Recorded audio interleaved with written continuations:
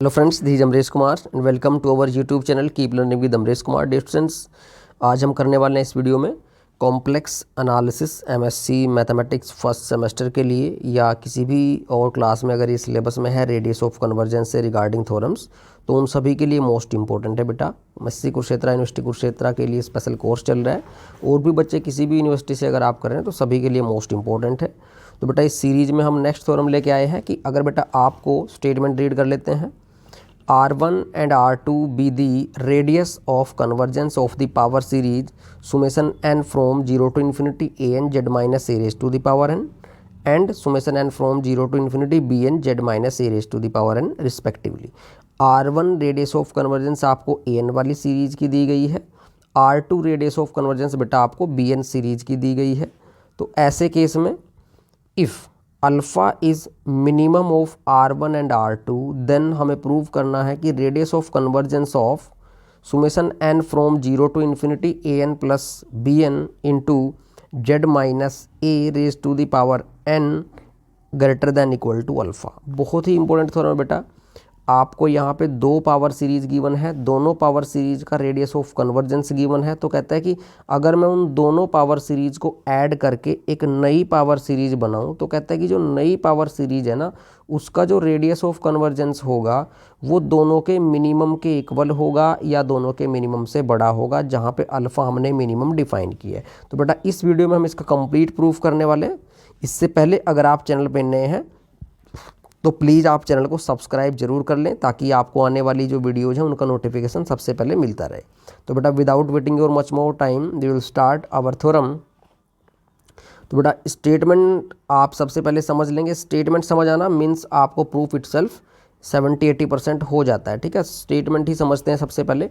तो आपको दो रेडियस ऑफ कन्वर्जेंस दी गई हैं, R1 दी गई है AN सीरीज़ की और R2 आपको दी गई है BN वाली सीरीज़ की। बेटा अल्फ़ा दोनों का मिनिमम है, तो आपने सम वाली जो सीरीज ये वाली है इसका रेडियस ऑफ कन्वर्जेंस क्या दिखाना है, वो या तो अल्फ़ा होगा या अल्फ़ा से बड़ा होगा। ठीक है बेटा, तो इस थ्योरम को प्रूव करने से पहले इसमें हमें एक रिजल्ट प्रूव करना पड़ेगा, एक थ्योरम प्रूव करनी पड़ेगी। इस थ्योरम को प्रूव करने के लिए बेटा तो मैं लिखता हूँ यहाँ पे थ्योरम का proof. To prove this theorem we will prove first to prove this theorem. इस थ्योरम को प्रूव करने के लिए बेटा firstly we prove this theorem, जो मैं लिखूंगा अभी, विच स्टेट्स दैट, ऐसे लिखेंगे एग्जाम में आप, which states that coma inverted coma में इसका स्टेटमेंट क्या है बेटा कि आपको एक रेडियस ऑफ कन्वर्जेंस दिया गया है, let R be the radius of convergence of एक सीरीज है summation n from 0 to infinity. मैंने उन दोनों से अलग दिखाने के लिए इसको कैपिटल AN ले लिया बेटा और z minus a raise to the power n। ठीक है बेटा, ये आपको दिया हुआ है। देन आपको प्रूव करके दिखाना है, then this series is absolutely convergent for modulus z minus a less than r। ठीक है बेटा, ये प्रूफ करना है आपको। एक बार रीड करते हैं थ्योरम को। प्रूफ क्या करना है पहले हमें, r आपको रेडियस ऑफ कन्वर्जेंस गिवन है summation n from 0 to infinity capital AN z minus a raise to the power n वाली सीरीज का। तो आपने प्रूव करना है कि then this series is absolutely convergent for modulus z minus a less than r। तो बिल्कुल similar steps पे हम प्रूव करेंगे पहले इस थ्योरम का। कैसे बेटा, जैसे हमने कोशी हेडमार्ड थ्योरम को किया था, बिल्कुल सिमिलर केस में करेंगे। क्या बेटा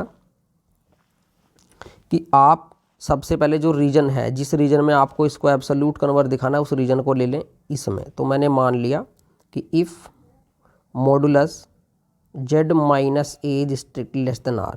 फिर हमने क्या किया था कोशी हेडमार्ड में बेटा, अगर आपने वो वीडियो नहीं देखी है प्लीज़ प्लेलिस्ट में जाके देख ले, कॉम्प्लेक्स एनालिसिस में बनी हुई है, तो आपको ईजिली समझ आ जाएगी। और आप पहली बार देख रहे हैं तो भी आपको ईजिली समझ आने वाली है।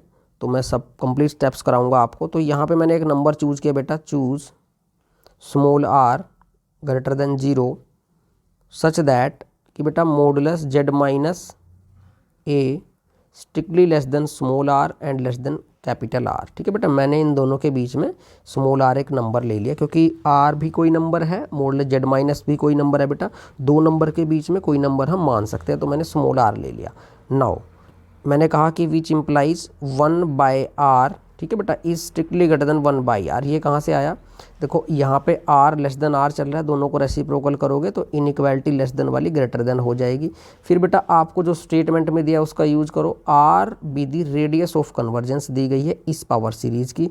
तो हमें रेडियस ऑफ कन्वर्जेंस का फॉर्मूला पता है बेटा क्या होता है, क्योंकि कोशी-हेडमार्ड थ्योरम में हमने रेडियस ऑफ कन्वर्जेंस का फॉर्मूला ही डिफाइन किया था। क्या होता था कि 1/r उसको लिखते हैं equal to limit superior modulus an raise to the power 1/n। अब मैं यहाँ पे बता देता हूँ, वहाँ पे उस थ्योरम में बेटा स्मॉल an था तो स्मॉल an यूज़ किया था। यहाँ पे हमारा जो रेडियस ऑफ कन्वर्जेंस है वो कैपिटल an वाली पावर सीरीज का है, तो यहाँ पे मॉडुलस कैपिटल an आ जाएगा। ठीक है बेटा, नेक्स्ट हमने क्या किया था, bye the definition of superior limit direct हमने लिख दिया था कि विच इम्प्लाई, ऐसे लिखना है, by the definition of superior limit we have this 1/r is greater than, limit तो यहाँ से हट जाएगी आपकी, ये बच जाएगा बस बेटा कि modulus an raise to the power 1/n for all n greater than equal to n। इसको मान लो इक्वेशन नंबर 1। क्लियर। उसके बाद नेक्स्ट स्टेप में हमने दोनों साइड nth पावर की थी, तो ये क्या बन जाएगा बेटा, which implies 1/r raise to the power n, ठीक है, और greater than modulus an for all n greater than equal to n।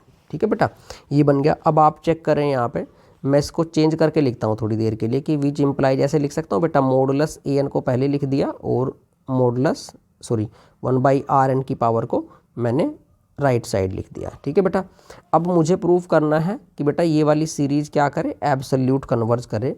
तो इसको एब्सोल्यूट कन्वर्ज कब कहेंगे, जब बेटा यहाँ पे अगर मैं इसका मॉडुलस लगाऊं और वो सीरीज कन्वर्ज करे, तो विदाउट मॉडुलस वाले को एब्सोल्यूट कहते हैं। तो मैं मोड लगा के अगर देखूं तो mode an z minus a की पावर n होना चाहिए। तो मैं यहाँ पे an तो ऑलरेडी है, तो मैंने क्या किया, mod an as it is है, मैंने क्या किया, modulus z minus a raise to the power n का मल्टीप्लाई किया। तो राइट साइड में भी करना पड़ेगा, modulus z minus a raise to the power n r raise to the power n।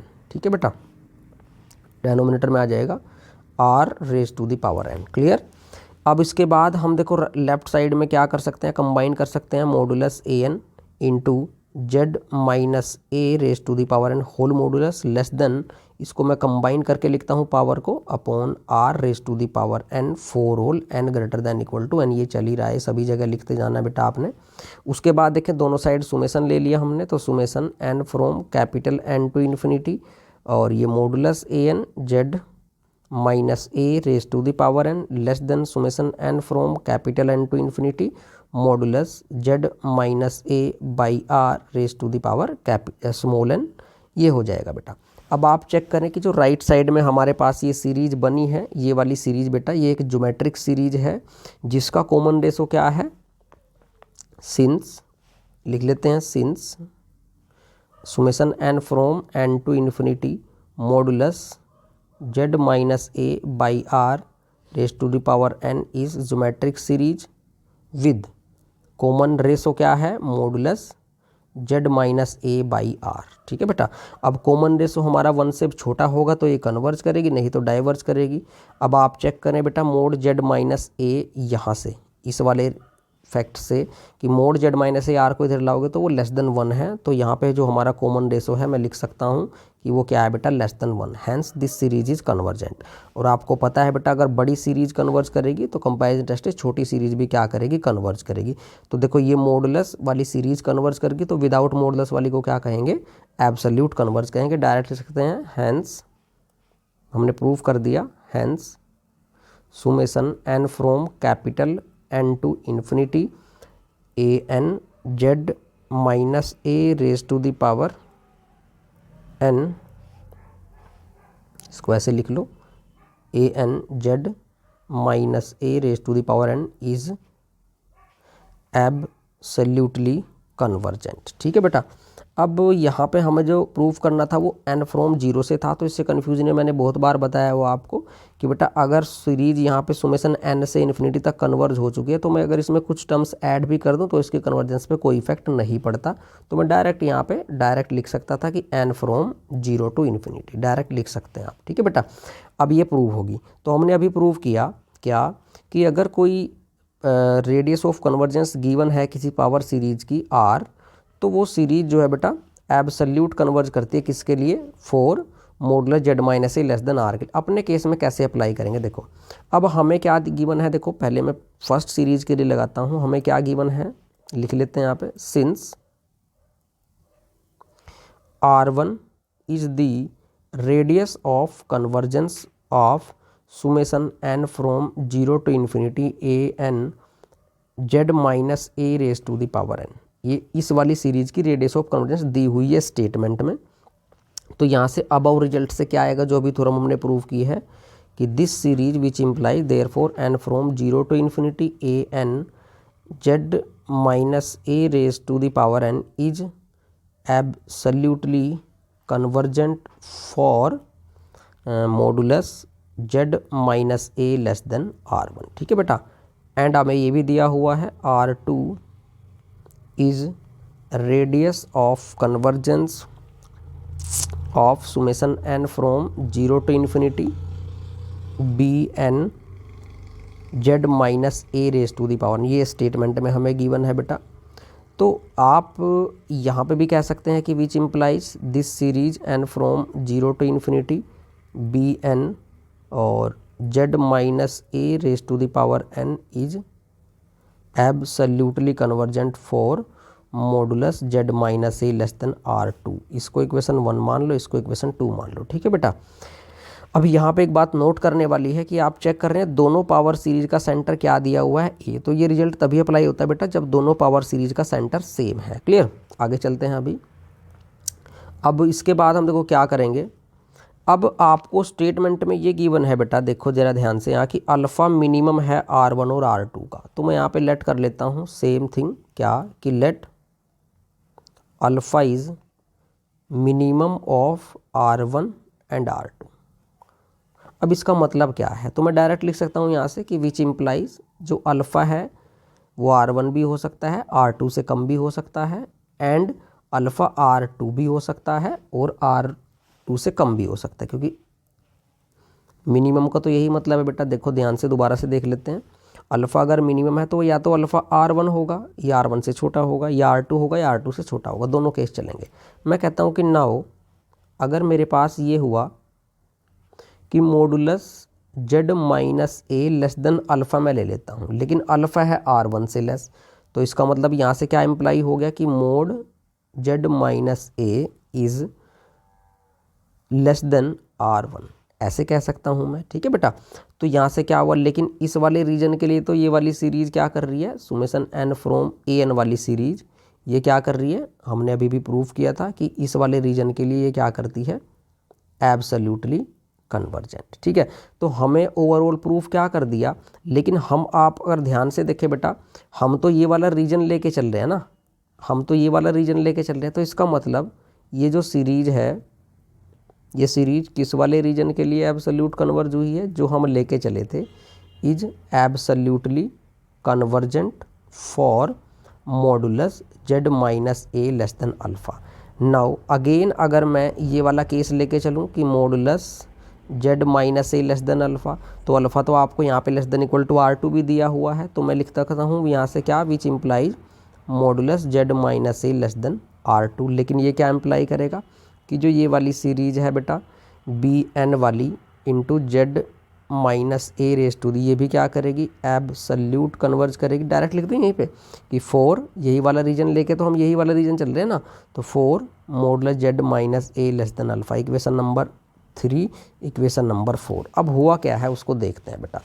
ये सीरीज जो है एब्सोल्यूट कन्वर्ज कर रही है mode Z minus a less than alpha के लिए, ये सीरीज भी एब्सोल्यूट कन्वर्ज कर रही है mode Z minus a less than alpha के लिए। तो हमें एक रिजल्ट पता है कि अगर कोई सीरीज, दो सीरीज हैं अगर, और वो सेम रीजन के लिए एब्सोल्यूट कन्वर्ज कर रहे हैं, तो दोनों का सम भी सेम रीजन के लिए एब्सोल्यूट कन्वर्ज करता है। तो मैं डायरेक्ट लिख देता हूँ which implies which implies summation n from 0 to infinity a n z minus a raised to the power n plus summation n from 0 to infinity a यहाँ पे b n into z minus a raise to the power n is absolutely convergent for modulus z minus a less than alpha. ठीक है बेटा, तो यहाँ पे अब इन दोनों का सम तो वही बनेगा ना जो हमें प्रूव करना था। देखो यहाँ पे क्या ये प्रूव करना था बेटा, स्टेटमेंट पढ़ लेते हैं एक बार। ये प्रूव करना था हमें, देखो यहाँ पे हम ध्यान से, हमें ये प्रूव करना था कि summation n from 0 to infinity a n plus b n z minus a की पावर, इस पावर सीरीज का रेडियस ऑफ कन्वर्जेंस क्या होना चाहिए, या तो अल्फ़ा हो या अल्फ़ा से बड़ा हो। देखो यहाँ पे प्रूफ हमारा कैसे होगा। अब बेटा हम इतना प्रूव कर चुके हैं कि ये जो सम है, इन दोनों का जो सम है, जो भी सीरीज बन रही है हमारी वही बन रही है जो हमें रिक्वायरमेंट है, वो एब्सोल्यूट कन्वर्ज हो रही है mode Z minus a less than alpha के लिए।